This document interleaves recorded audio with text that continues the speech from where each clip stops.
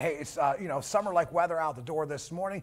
That means bees, though, they are out and about. They are getting active. It's their time of year.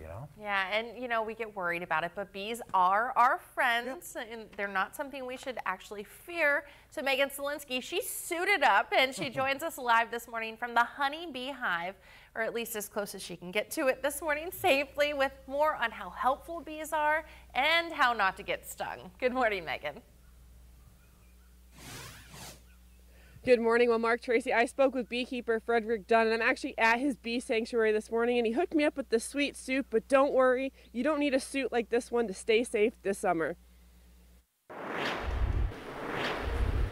The buzzing of a bee is not a sound to be fearful of. Beekeeper Frederick Dunn tells us that honeybees do not defend areas that they are foraging.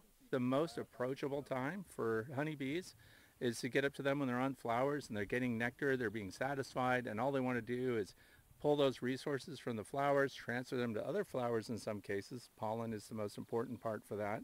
And then, of course, they fly back to the hive. Now, once they're at the hive, you should stay away from a wasp nest, a beehive, any place where they're protecting their brood, their young, the development is going on. He says that in order to not get stung this summer, it's important to learn the proper bee etiquette. He says that if you find yourself near a nest or in a bee yard, learn the bee's warning signs.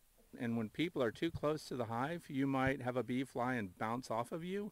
And people just think, wow, it's flying so fast, he just ran into my head. I don't know what's wrong with it. But that was a headbutt. It's intentional. They know that you're there, and they're trying to give you a friendly suggestion. They're giving you all of the warning signs. The first is a close hover, and they're looking straight at you. Their eyesight is very poor. The second part is the physical contact, the headbutt. The third part is the sting, and they're going to leave their stinger in you. But when you're in your own backyard or other foraging locations, there's just one thing to do. Don't step on them. I mean, that's the biggest risk. We're summertime, kids are barefoot.